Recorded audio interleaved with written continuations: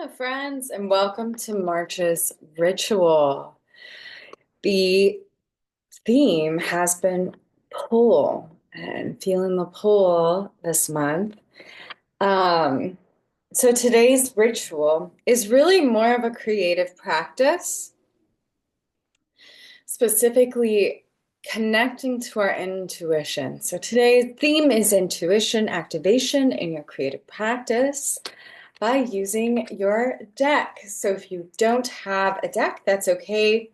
You can usually pull out a deck online on your phone or computer. Um, Please pardon, my cat has not made one noise today until I started talking. And it is very windy, so hopefully there's not a lot of sound going on. But before we dive in, as always, grab your materials that you want to use for your creative practice. Today, I want to invite you to keep it really simple, maybe just your sketchbook, your journal, and something to draw or write with, and something simple. Like, let's keep it bare bones today because we're not doing a whole big old ritual. We're connecting with our deck and our intuition, specifically using our deck in our creative practice to help inspire us and really testing, yes, dear, testing our intuitive trust, right? So maybe you do not have a strong intuitive practice with your art. That's totally fine. But what I want to do with this practice today is invite you to play with your deck, and that is the real word here. So things to note before we get into this, I won't be on the Google Slides the whole time. We're gonna disconnect from this in a moment. But before we do, there are some things I want to go over. Firstly, there are no wrong or right answers, just what comes up for you. So we're going to be using our decks as visual tools. We're also going to be using our decks as a gateway to our own intuition, our own subconscious, and all the magic that we hold there. Each card can bring up new things each time you use your deck. So I want to invite you to also too, if you're pulling swords, if you have, you can also use an oracle deck. You don't need any specific deck. Let's say you have swords. That doesn't mean you need to draw a sword every single time you pull one, right? We are going to be listening to our little heart's magic. And I actually did a quicker video about this, just as far as like this can be a tool to help you get stuck or unstuck. But this is also a tool that can help guide our creative juices and kind of get us outside of our comfort zone. So lean into the strange, release control. One of the magical things in our creative practice is that we can do whatever we want. This is where free will is such a gift, but also co-creation is a gift. And this is something that we talk about on here all the time is the co-creation with the divine, dropping in and connecting to the heart, getting out of the mind and into the body and listening to our own intuition. And on that note, trust in yourself takes time. So if this is something that's very new to you, in your creative practice, remember that trust is built, right? And if we don't trust our own intuition, or if we feel like we can't lean into that safely, it's not going to feel natural. It's not going to feel right. And on that note, hey, close your eyes and breathe when you're needing a moment, right? It is okay to recenter because this is a practice. So anytime we're working in a practice, that means we're not going to get it right every single time. We might not like what we put down. We might not think that we have the skills necessary to make something happen. This can be triggering, of course, if we have wounds around our creative self. Let me just remind you, you're here to play. You're here in this creative space to not worry, but to play. And again, this goes back to trust in yourself takes time. Trust in the play takes time. So don't judge yourself for judging yourself. You're gonna be just fine. So here's some things I want us to kind of like think about looking for in our cards. As we're using our cards to guide us, we can, of course, begin to see these cards as symbols for bigger things, right? Especially if you have a relationship with a deck, whether that be Oracle or Tarot. We don't always have to use the visuals. We can use the titles, the numbers that are listed as reminders of things, but we can also think about what we visually see as things that we can pull from, right? So symbols. For example, King of Rods in this deck has some interesting symbols. I'll go over this some more. So this is hard to see, but he's got an interesting cross holding things on together on his shoulder. We can include that, right? We can intuitively just see the card, see the symbols, and even colors, the textures that the artist has used as inspiration. And here's what I want us to also think about. Drawing or redrawing a card is not necessarily copying. We're not just like copy pasting, right? But we are using what we see as inspiration for what we put down. So textures include that. Line can be related to that. Elements and natural magic. So let's pull a different card. Mountains in the background. We can pull from that. Elements and natural magic. This is Page of Pentacles. So earth. I could add an earth symbol. I could use the pentacle symbol. There are mountains in the background. That could be a jumping off point for kind of working through what is coming up. There's also all the yellow in it. Another thing is shapes. Basic formations, right? So like the cloud shapes in this, the Page of Swords, that can become an amorphous shape that I include in my design. And of course, when I say numbers, I'm not just saying like 3 of Wands or things like that, but like there are 3 animals in this picture. Do I want to add 3 animals to mine, right? So in this practice today, we are doing a lot. We are using our observational skills to drop in and become inspired. So let's get back to it. You have your deck. You have it pulled out in front of you. You have your sketchbook. And you have your pens and pencils. Let's just recenter for a second, shall we? I gave you info.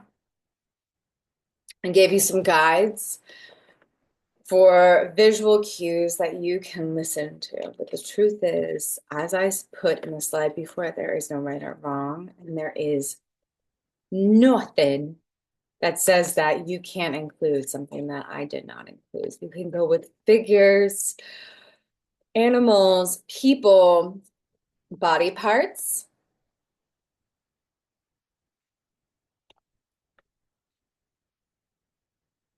Going back to animals or nature, we have a dog, we have a rose in this version of the Fool, pretty common visuals. We have the sun in the corner. For the lovers, we have calla lilies in this one. And so that can be a really interesting jumping off point, right? So let's just do a practice together. So I want to invite you to pull out your deck, give it a little shuffle.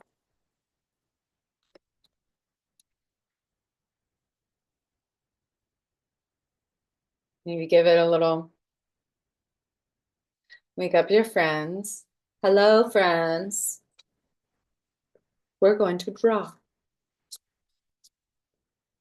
Or if you want to paint, paint. But for the sake of the practice today, I'd invite you to keep it simple. Read, do this as much as you want, though, and engage as you wish. And of course, this is a play, so don't take it too seriously. Let's just take a second. Both hands over our deck.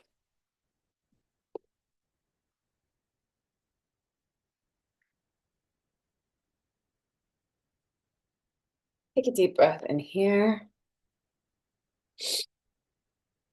And let it out with a sigh.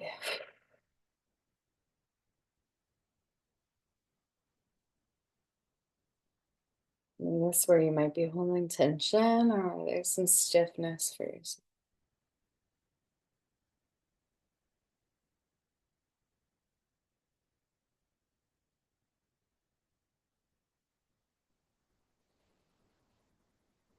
And as you are here with your deck and all your goodies, just repeat after me. I release control. I am here to play. I am here to learn. I am here to connect.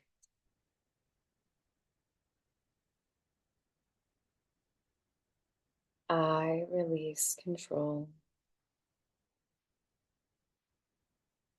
and surrender to my intuitive, creative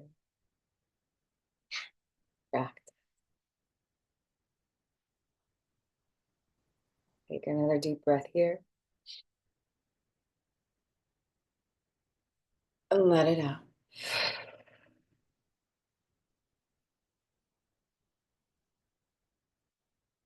All right. So let's just see what happens. Let's pull our first card. And you pull yours. I pulled the Ace of Cups. What did you pull? So already I have an ace, which means one. It's a cup, so I could draw a cup. But there's also a lotus flower, a mountain, a cloud, a bird, a hand, a mountain, and an ocean.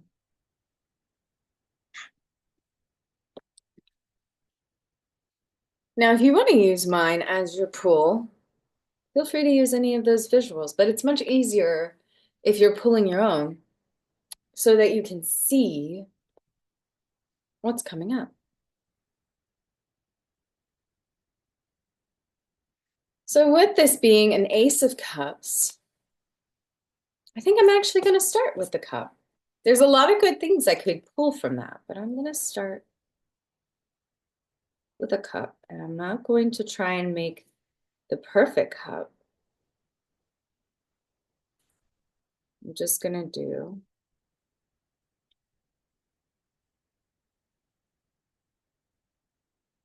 a basic cup. It's not even a very good drawing, but that's not what we're going for. My intuition, and this is what I want to encourage you to do. Go with what feels right. If you're really struggling to know which part of the card you should connect with for your visual, go with the first thing that stands out to you. Again, we're deepening our intuitive connection by trusting this creative practice. Excuse me, ma'am. So, she's fucking with shit. I love her. So, very basic. This is not even a great drawing. Perfection is not what we're looking for. But let's pull a different card. Connecting in and just drop in.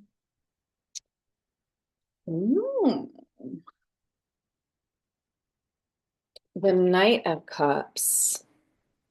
All right, so we're working with a theme here, and there's some really great, now that I'm like really studying the visuals on this.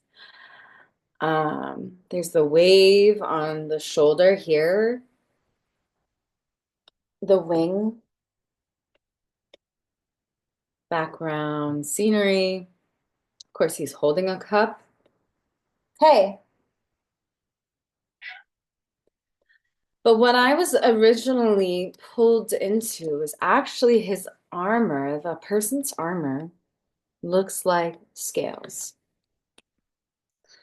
So I think that's what I'm going to go with. I'm going to go with the scales. And I'm going to add them to my cup.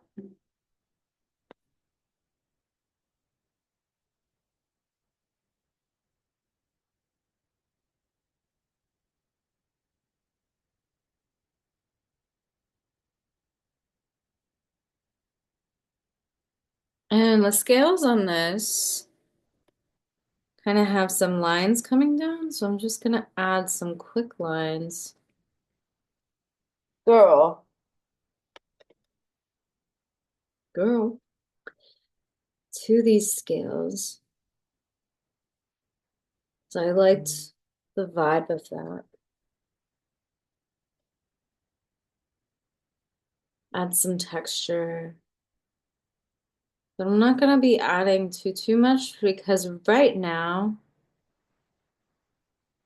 I'm just trying to connect with this design. Girl, I know. I'm gonna add a second row of scales, and honestly, I feel like 3 is the magic number. I like things in threes. I know.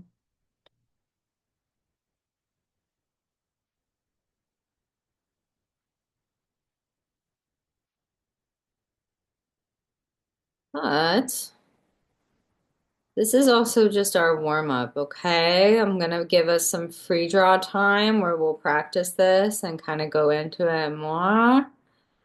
But I don't want to do that yet because I don't want to just feed you to the wolves if you're not ready. Girl, I know. Yes.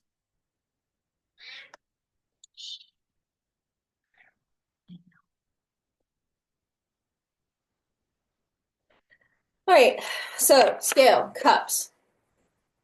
I'm just putting them along the top.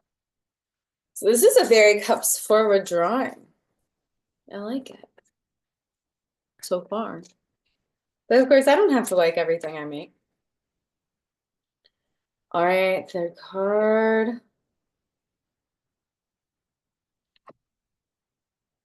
The Magician. And this is a great one because there's a lot of symbols and visuals to work with.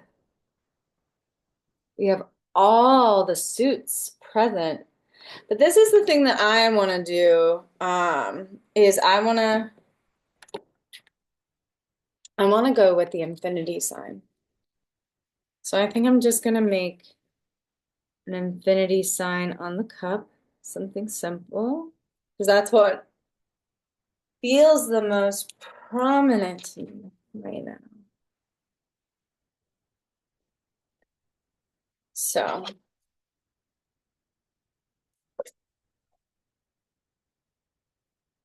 again, go with your intuition, go with your gut. If you feel like, wow, there's like a million things in here, pick out as many as you want. But for this practice, I want to invite you to keep it simple. Keep it simple, keep it straightforward, because it doesn't need to be overly complicated, right?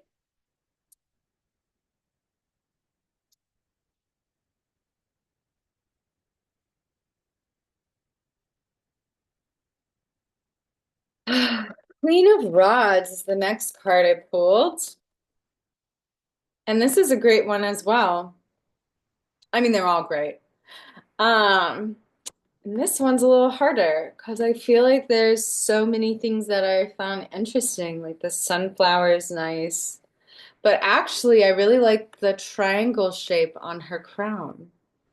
So I'm gonna just use that. Got something in my eye. On the chalice here.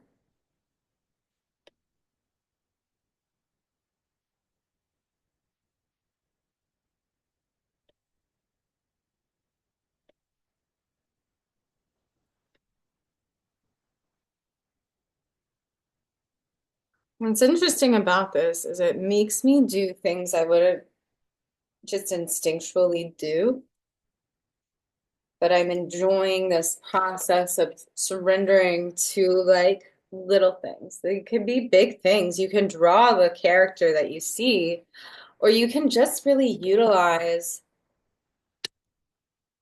symbols that are coming forward. Last one, and then we're gonna do a pre-draw. Lavers.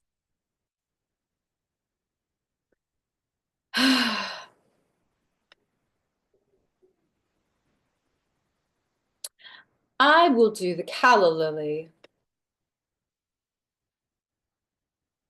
I think.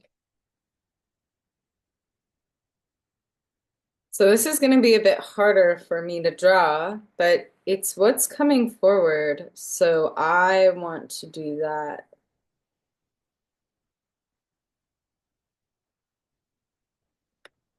So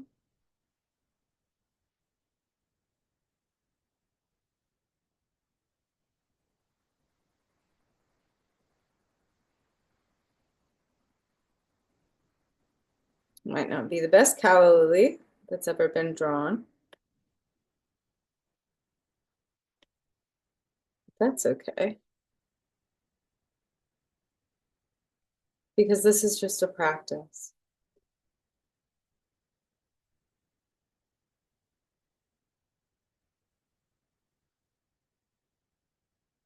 So from this 5 card spread, starting with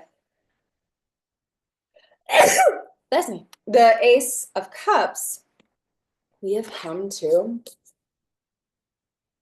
this little drawing. And so I could sit here and re-refine this image and add more details, and maybe I will. But now I want us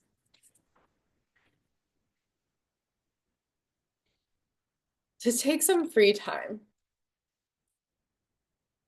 to drop in and connect. So if you are ready, go ahead and open up to um, a fresh page. Reshuffle the cards.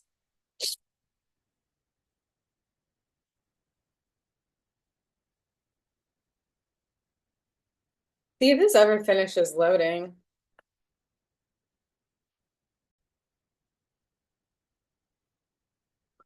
Hmm. It's the first time I've ever had issues with Google Slides. All right, so I'm going to be leaving this up. Every mark is sacred. Nothing is too strange. Draw it. Even if you don't think you can draw it well, just do it. Make it weird.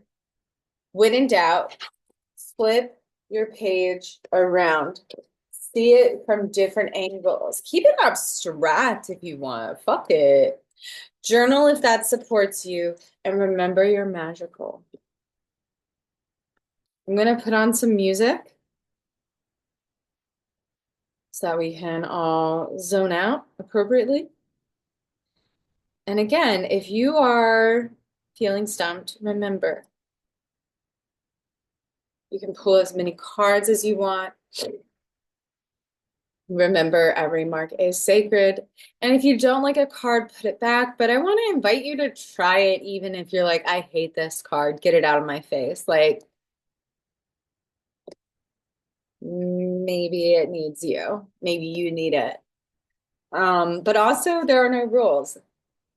We're connecting with our intuition, remember. So if your intuition says, move on to the next, listen.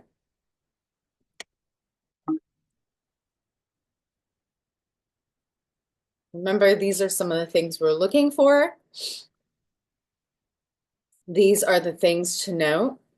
And this is why we're here, babes. Intuition activation in your creative practice.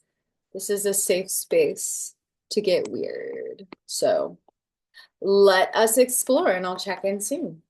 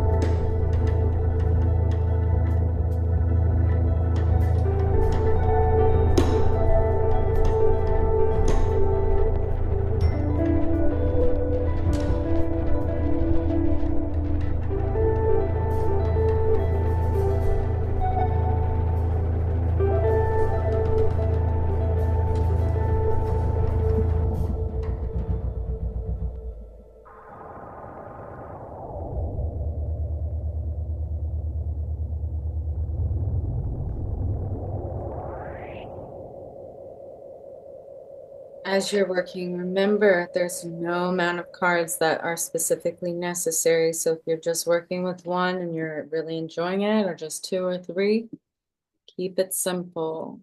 Follow that intuition and that feeling.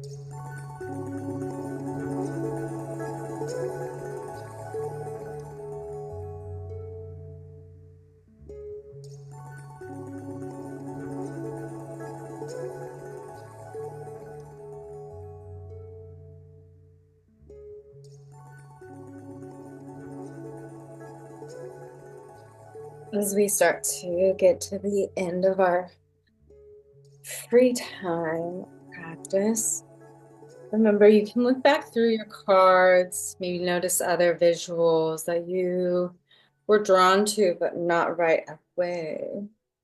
Continue adding.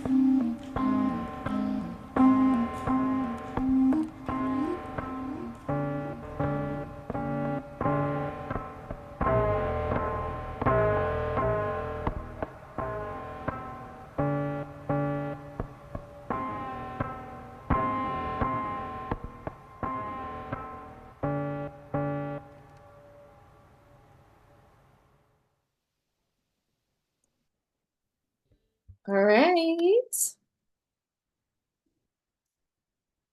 I'm gonna exit and stop my share so I can log back in. Take a moment to zoom out, as always, to behold what you have made. What strange and unusual, esoteric piece of art have you made? Um, so I'll just share, and I went back and forth with some of my cards. So I'll try and show you in order. Fuck it, man, I'm not going to. So I had Six of Cups, Justice, Two of Pentacles, Nine of Cups, Four of Swords, the Devil, this fucking guy, and then Five of Cups. And this is what I made with that.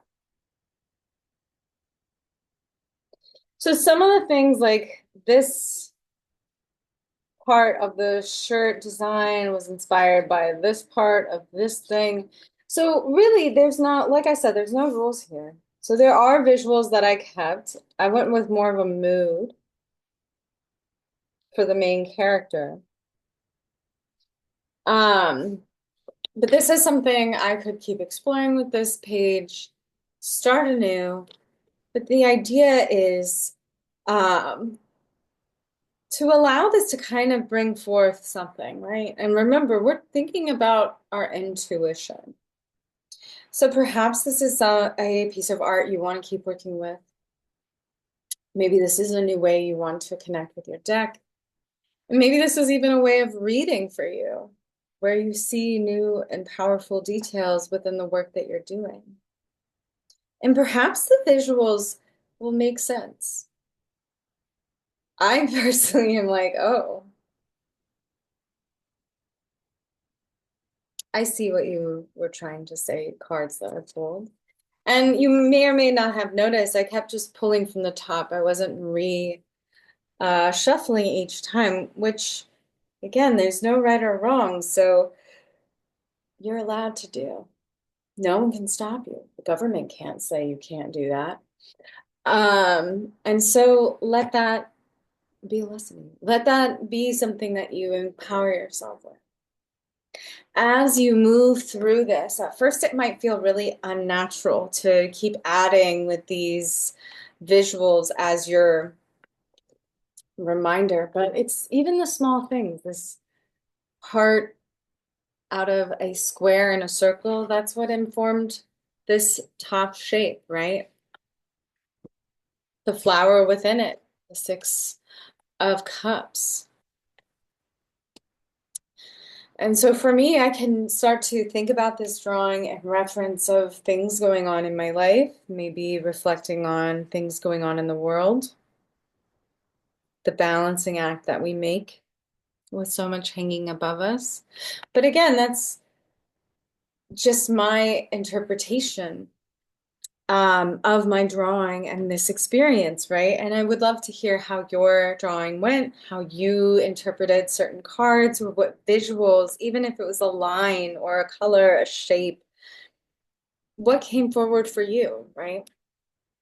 Because for some things, the feather in someone's hat or the acorns next to the armor, these are all things that stuck out to me. These were the things that I decided to use as my visuals.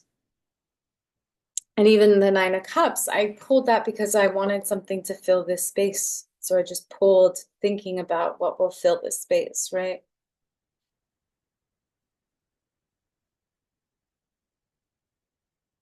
So much is hanging above me, but there's so much good things hanging above me, like rest and fulfillment and recentering, recalibrating. Anyway, that's just what's coming up for me and how this is helping me. But it's not all about me. It's about you. And how did you do in this practice? If you were frustrated by it, please share why. As always, I hope this was supportive. Um, please feel free to comment under this video or over on Patreon what you're experiencing and what pulls have you been feeling as we finish up this month that is pull. We're following the pull. We are being pulled to do things. We're pulling things apart and putting them back together. Everything is as it should be in some way, I suppose. But anyway, this also brings up a really cool thought around Dada. If you're familiar with the Dada movement, I've been talking about Dada with my students, and if you're curious about learning more about like Dada and spontaneity, and Dada was very much a anti-capitalist art movement that asked questions and surrendered to chance and allowing chance to influence one's work. I've been thinking about Dada a lot, not only because I've been teaching it, but thinking about how Dada is related to the work that I do in my own creative practice. But if you're interested in hearing more about Dada, I can go on and on and on about the Dada movement and how I feel like we need another Dada-ish movement right now. But thank you so much for being here. Thank you for your support. Thank you for showing up for yourself and suspending your control for just a little bit so that you could engage in this creative practice. May this practice do all things to support you, support your local library, support the magic that you are creating. And until next time, I love you. Bye.